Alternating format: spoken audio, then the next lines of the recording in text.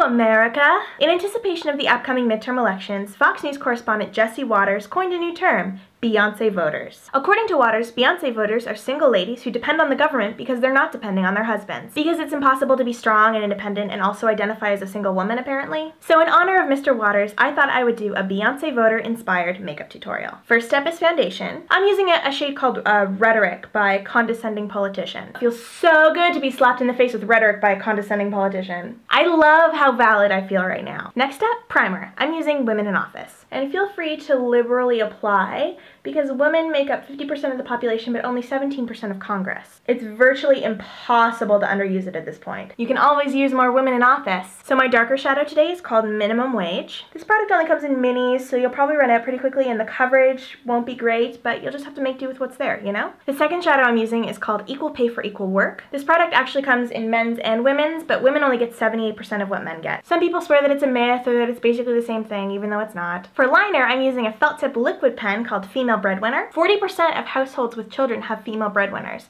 including young, single-parent households. There are a lot of relevant medical issues at stake in this midterm election, including access to safe abortion and contraception. So I'm sealing my foundation in today with a pressed powder called Not a Doctor. So wherever you applied Condescending Politician, just add a light dusting of Not a Doctor, and remind yourself that some politicians frequently make medically inaccurate assumptions about your body's needs, and they often make those assumptions into laws that you abide by. Ooh boy, that is not great.